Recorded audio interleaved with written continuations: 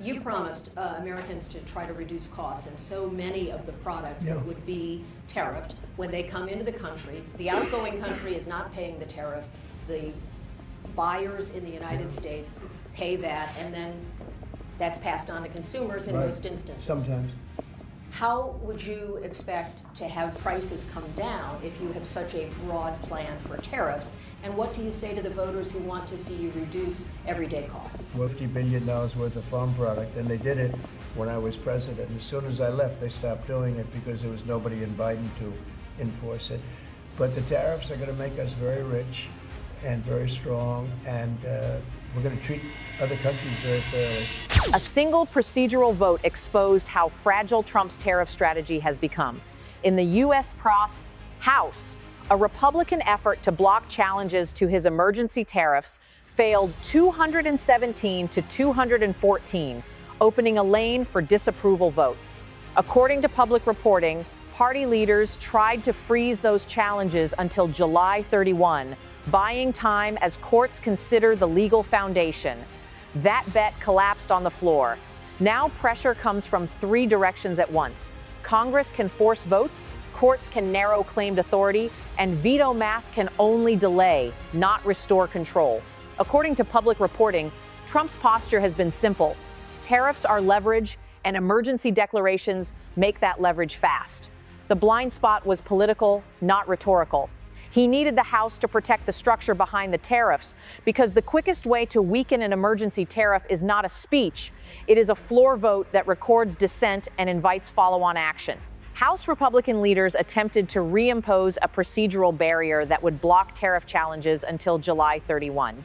Reuters reported that the rule failed 217 to 214, with 3 Republicans joining Democrats to defeat it. Axios reported that the move was pushed by leadership and framed as a way to buy time for the Supreme Court. But it also looked like an effort to silence debate by procedural force. That combination is corrosive. Inside a narrow majority, the institutional resistance here is not abstract. The House controls its own rules, and a one-vote margin means a small faction can dictate the agenda. The consequence is immediate. Democrats gained a clear procedural path to bring disapproval resolutions, starting with Canada, to the floor. Public rebukes may not change policy by themselves, but they turn tariffs into a recurring test of control and a recurring vote that forces Republicans to choose between party loyalty and local economic risk.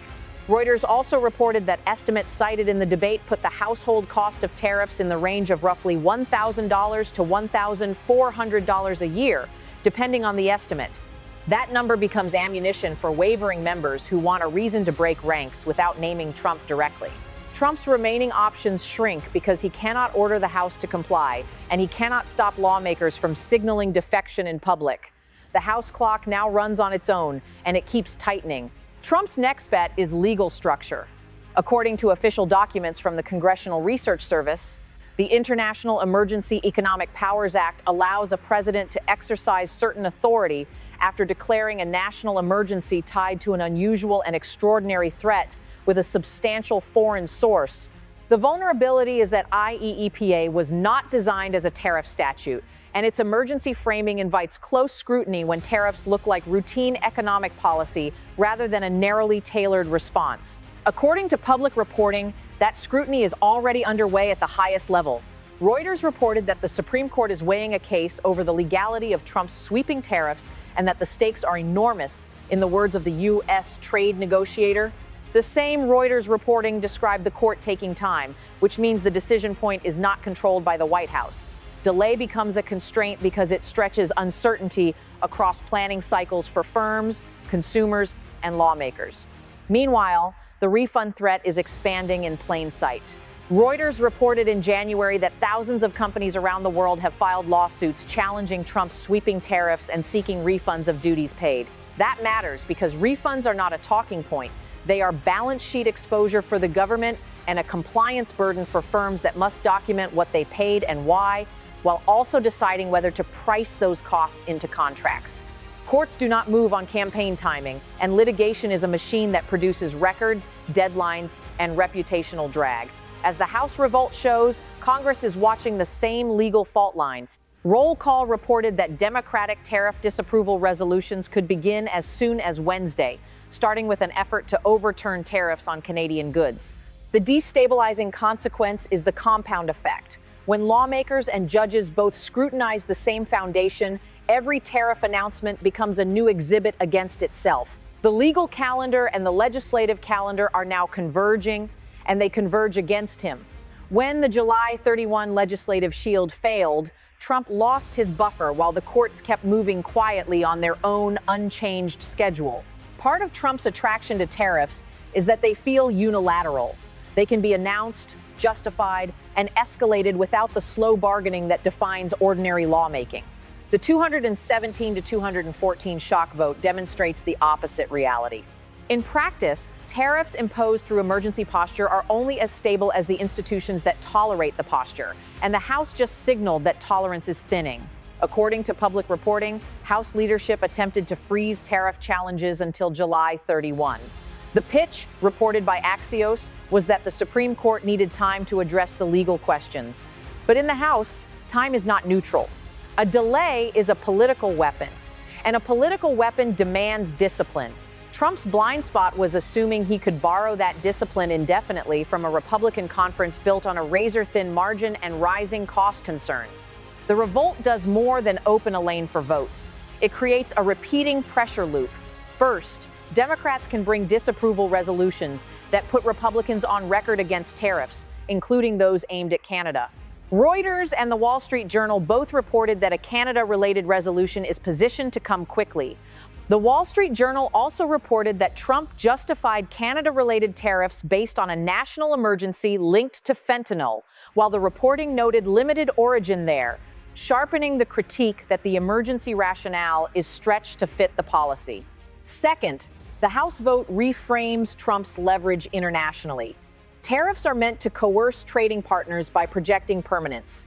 But a tariff that faces recurring congressional votes is not permanent, it is contested. Every upcoming vote signals instability to counterparties, and instability reduces the coercive value of the tariff itself.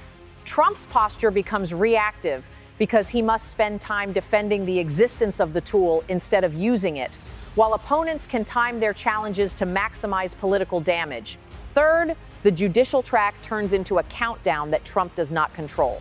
Reuters reported that the Supreme Court is taking time to rule on the legality of sweeping tariffs, and that the stakes are enormous.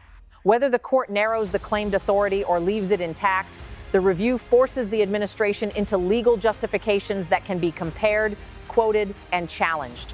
This is where tariffs stop being a policy instrument and become a litigation dossier with deadlines and irreversible filings. Fourth, refund exposure is now part of the structure.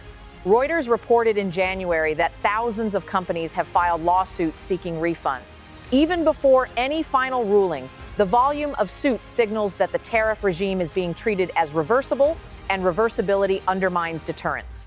It also means every extra month of collections increases the future accounting complexity if courts or Congress narrow the program. Fifth, veto math is not a solution, it is a trap. Even if the House passes a disapproval resolution, it can face a presidential veto, and a veto may stand. But the Wall Street Journal reported that these votes still deliver a public rebuke and keep the issue on the floor. A veto does not erase the vote. It advertises the fracture. Each disapproval attempt becomes another headline that Trump is fighting his own party to protect a contested power. And that headline weakens the aura of control that makes coercive policy work. Trump is left with narrowing options that look more like crisis management than strategy. He can pressure House leadership to try another procedural blockade, but the first attempt already failed, and repeating it risks multiplying defections.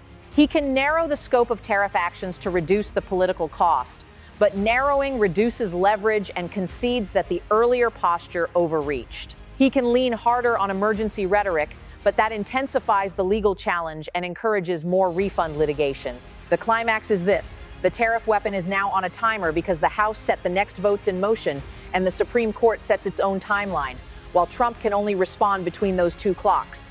The squeeze is mechanical, and it is accelerating. After the 217 to 214 defeat, the tariff fight stops being a single policy dispute and becomes a test of institutional boundaries.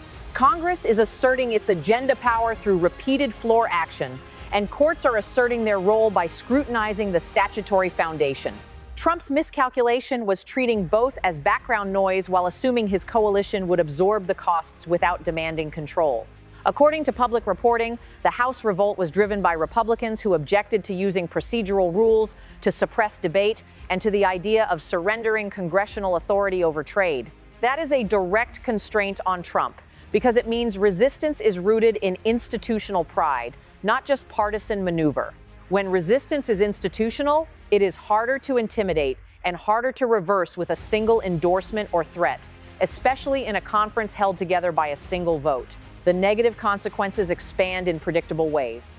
Repeated disapproval votes create a running tally of Republican discomfort with tariffs, and that tally changes how businesses plan because it signals instability. Reuters reported estimates cited in the debate that tariffs could cost U.S. households roughly $1,000 to $1,400 annually, depending on the estimate. That figure becomes a wedge inside districts where prices are visible and where members fear being blamed for costs they cannot explain away. At the same time, courts convert policy into paperwork and liability. Reuters reported that thousands of companies have filed lawsuits seeking tariff refunds, which turns each collection into potential future repayment. Reuters also reported the Supreme Court is weighing the legality of sweeping tariffs with enormous stakes, and the court's timing cannot be directed by the White House. The combined effect is a widening zone of uncertainty where Trump cannot promise permanence and cannot guarantee outcomes. Trump's options narrow to three imperfect moves. He can attempt to reimpose a procedural gag rule, but the failed vote signals that leadership may not be able to deliver. He can try to shift the legal basis toward other statutes, but that concedes that the emergency route is contested. He can stand behind veto power, but vetoing disapproval resolutions keeps the conflict alive and advertises isolation. The tariff program now generates its own opposition cycle, and each cycle increases the cost of keeping it intact. This is what losing leverage looks like in slow motion. Trump's decision to treat tariffs as an emergency tool was meant to bypass friction. Instead, it concentrated the fight in the two places where he has the least control: the House floor and the federal courts.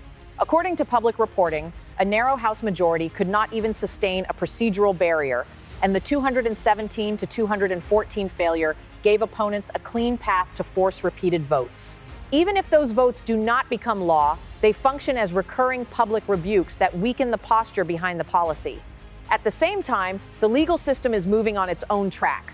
According to public reporting, the Supreme Court is weighing the legality of sweeping tariffs with enormous stakes, and Reuters has reported a broad litigation wave in which thousands of companies seek tariff refunds.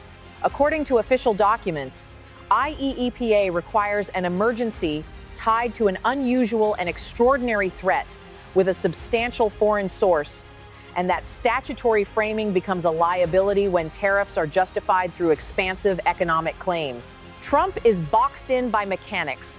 He can veto, but vetoes do not restore authority inside Congress. He can pressure, but pressure does not create votes. He can wait, but waiting hands initiative to lawmakers and judges.